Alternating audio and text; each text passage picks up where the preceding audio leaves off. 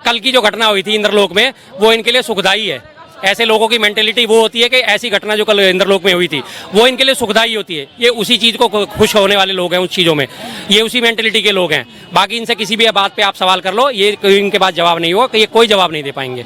अच्छा, किस तरीके से आप देखते हैं इस खबर को, जिस तरीके से मुसलमानों को नमाज पढ़ते वक्त पुलिस लोग लात मार रहे थे, तो क्या देखते, किस तरीके से देख रहे हैं? बेहद गलत चीज़ है जी, बेहद गलत चीज़ है। 100% गलत चीज़ मानता हूँ मैं इस चीज़ को।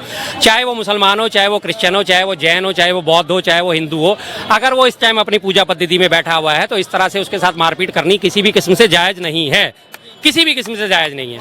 और सिर्फ ये बात का हवाला देके कि जी आप रास्ता जाम कर रहे थे, भाई साहब आप दिल्ली पुलिस में, मैं साफ कहता हूँ, दिल्ली पुलिस को इतने रास्ता जाम होने की चिंताएं होती है, तो आज तो जरा यहाँ पे कल की घटना के बाद से यहाँ पे जरा हालत ठीक है। आप रोज आप लाल किले पे देखो कितना जबरदस्त जाम लगता है। 1 घंटा दरियागंज की रेड लाइट से यहाँ तक आने में लग जाता है।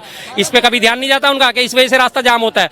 और अगर इसी को धार्मिक एंगल से जोड़ के देखा जाए तो अभी आने वाले टाइम में हमारे जब जुलाई अगस्त में कांवड़ यात्रा शुरू होगी, दिल्ली से लेकर हरिद्वार तक का 200 किलोमीटर का पूरा रास्ता ब्लॉक जब होना शुरू हो जाएगा, तब क्या रास्तों में जाम नहीं लगेगा? बाकायदा मोदी नगर में, मेरठ में और उसके बीच में पड़ने वाले गांवों में, मोहिद्दीनपुर में, उसके बाद आगे मेरठ से आगे जो हरिद्वार का रास्ता होता है, सारे गाँवों में स्कूलों की 10 दिन की छुट्टियां कर दी जाती हैं, क्योंकि आने जाने के रास्ते नहीं होते। कांवड़िए लगातार रास्ते जा रहे होते हैं, तब क्या रास्ते जाम नहीं होते? अगर रास्ते जाम करने के उन्होंने मुद्दा बनाया पुलिस वालों ने कि वो रास्ता जाम कर रहे थे, और साफ साफ वीडियो में देखा जा सकता है सड़क के एक किनारे पे थे, बस वहां से बाकायदा निकल के जा रही है। कोई ऐसा नहीं होता कि वहां पे बड़ा भयंकर जाम लग रहा था। जिस तरह से मैं कहता हूँ ये टोटली गलत है जी, बिल्कुल गलत है, हर हालत में गलत है, 100% गलत है। पुलिस वाले का व्यवहार गलत है और पुलिस वाले को प्रेशर देने वालों का उनका भी व्यवहार गलत है।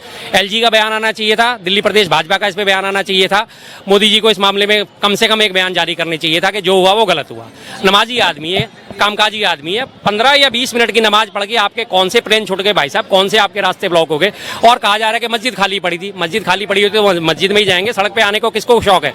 कल हमारे यहाँ पे गौरी शंकर मंदिर में जल चढ़ाया जा रहा था, अंदर जगह नहीं थी, कहाँ तक लाइन पहुंची हुई थी? पीछे वहाँ मार्केट तक लाइन पहुंची हुई थी, जहाँ पे वो कोर्ट मार्केट है वहां तक लाइन पहुंची हुई थी दोनों तरफ से। तब क्या रास्ते ब्लॉक नहीं हो रहे थे? एक तरफा क्यों देख रहे हो आप? एक तरफ के चश्मे से क्यों देख रहे हो? भाई मैं हिंदू हूं तो मैं अपने हिंदुओं को भी गलत ठहराता हूं इस मसले में। अगर मुस्लिम गलत कर रहे हैं तो मुस्लिम भी गलत है, हिंदू गलत कर रहे हैं तो हिंदू भी गलत है। इस मसले को बिल्कुल ही तूल देना नहीं चाहिए था। और ये पुलिस वाले की हरकत बहुत बेहद शर्मनाक थी, बेहद गलत हरकत थी। क्या लगता है कल जैसे खबर आई किस तरीके से मुसलमान नमाज पढ़ रहे थे तो उस समय पुलिस उनको लात मार रही थी, तो क्या राय है आपका इस पूरे खबर को? ये गलत चीज है, समझाना चाहिए, मारना नहीं चाहिए था। वो भी लात नहीं मारी, ये गलत चीज है जी। हाँ। ये सहमत इस बात से कह रहे हैं कि गलत है, जिस तरीके से लात मारा गया मुसलमानों को नमाज पढ़ते हुए, वो नहीं करना चाहिए। बात गलत की नहीं है, ठीक है। बात यह कि उस पुलिस वाले के दिमाग में इतना कचरा डाला किसने? ये सिर्फ एक पुलिस वाले की बात नहीं है, देश की 60% जनता आज ऐसी हो चली है, ठीक।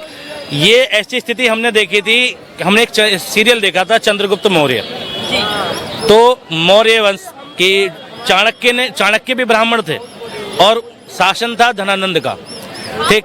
अब धनानंद एक ऐसा शासक था जो अपनी मस्ती में चोर था।